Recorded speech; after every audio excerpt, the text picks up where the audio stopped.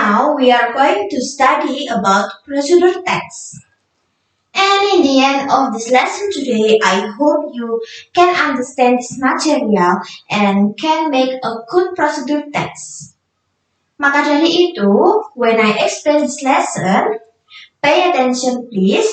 Tolong diperhatikan baik-baik ya anak-anak. Do you understand? Good. Okay, first, kita akan belajar tentang apa sih definisi dari procedure text. What is the definition of the procedure text? Kira-kira siapa yang tahu? Belum ada yang tahu? Gak apa-apa. Procedure text is text related to how to create, perform, or operate something in an orderly, step-by-step, from the start to the finish. Yang artinya, bisa dicatat ya, yaitu teks yang berkaitan dengan cara membuat, melakukan, atau mengoperasikan sesuatu dalam langkah yang teratur dari awal sampai akhir. Jadi urut, tidak boleh terbalik langkahnya ya. For example, how to make a cup of coffee. Ketika kalian menemukan sebuah teks yang berjudul How to make a cup of coffee, tentu saja secara otomatis di pikiran kalian pasti itu teksnya berisi tentang cara-cara membuat kopi, benar kan? How to make a cup of coffee. Nah, itulah yang disebut procedure text. Understand? Okay, good student. And sekarang kita akan belajar tentang generic structure of the procedure text. Ada 3 generic structure of the procedure text. Yang pertama, the first is the goal atau tujuan dari kegiatan tersebut. Misalnya, tadi kita menemukan kata atau judul teks How to make a cup of coffee. Jadi tujuannya itu apa? Tujuannya adalah make a cup of coffee. The goalnya make a cup of coffee.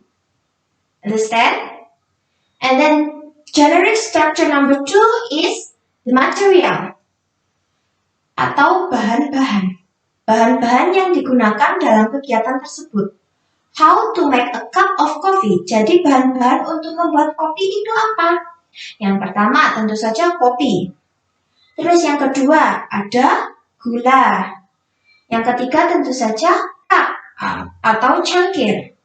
Yang keempat bisa air panas. Tuh, paham ya? Okay, good. Kemudian yang ketiga, generic structure number 3 is the steps atau langkah-langkah. Langkah-langkah yang dilakukan dalam kegiatan. Tidak boleh terbalik, harus dari start sampai finish. Tidak boleh terbalik. How to make a cup of coffee. Jadi langkah-langkah untuk membuat kopi itu apa saja? Misalnya yang pertama, mendidihkan air. Kemudian yang kedua, menyiapkan cangkir. Kemudian yang ketiga, memasukkan kopi dan gula ke dalam cangkir secukupnya. Misalnya seperti itu. Kemudian yang keempat, tuangkan air panas ke dalam cangkir. Yang kelima, aduk hingga rata. And finally, a cup of coffee is already be drunk. Seperti itu misalnya ya. Paham? Oke, kalau kalian sudah paham, open your book page 35. Nah, di halaman 35 ini kalian akan menemukan contoh lain dari prosedur text yang berjudul How to make an orange juice. Bagaimana membuat orange juice, jus jeruk ya. Nah, kali ini kita akan menganalisa 3 generic structure yang tadi, the goal, the material, and the steps pada tag kali ini. How to make an orange juice. Yang pertama, the goal. The goalnya apa? How to make an orange juice. Berarti the goalnya make an orange juice. Good. Kemudian yang kedua adalah the material, bahan-bahan yang digunakan. Di sini ada apa aja bahan-bahannya? Coba, Johnny, apa aja? Ya, orange fruits. Kemudian ice cups, and the last is sugar. Oke, gula. Kemudian structure yang ketiga adalah the steps, langkah-langkah. Nah, mari kita lihat langkah-langkah di sini apa aja. The first is put orange and ice cup into a blender. Kemudian the second, turn on the blender. Wait until the orange and the ice cup dissolve. Ya, yang ketiga, third, put 2 spoonfuls of sugar into blender and turn on the blender 10 seconds. Kemudian, yang keempat, fourth, pour into a glass. And finally, orange juice can already be drunk. Nah, seperti itu ya stepnya. Understand?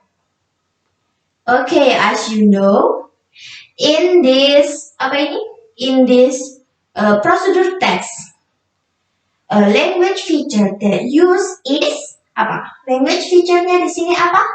Simple present tense. Benar, simple present tense. And then apa lagi di sini? Language feature-nya ada imperatif. Tahu nggak imperatif itu apa?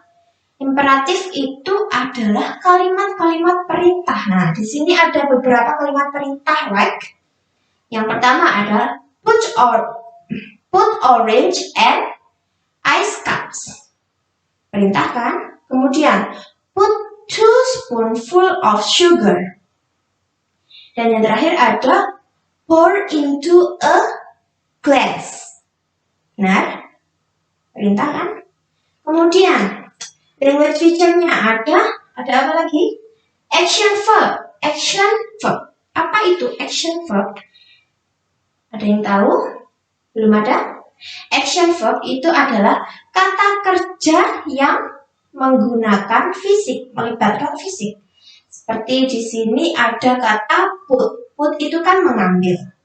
Nah, otomatis menggunakan tangan, menggunakan fisik. Jadi itu adalah action verb. Kemudian di sini yang terakhir ada language feature-nya ada numbering. Right, numbering. Numbering adalah angka yang menunjukkan urutan-urutan kegiatan. Nah, di sini ada first, second, third, and fourth. Understand? Good.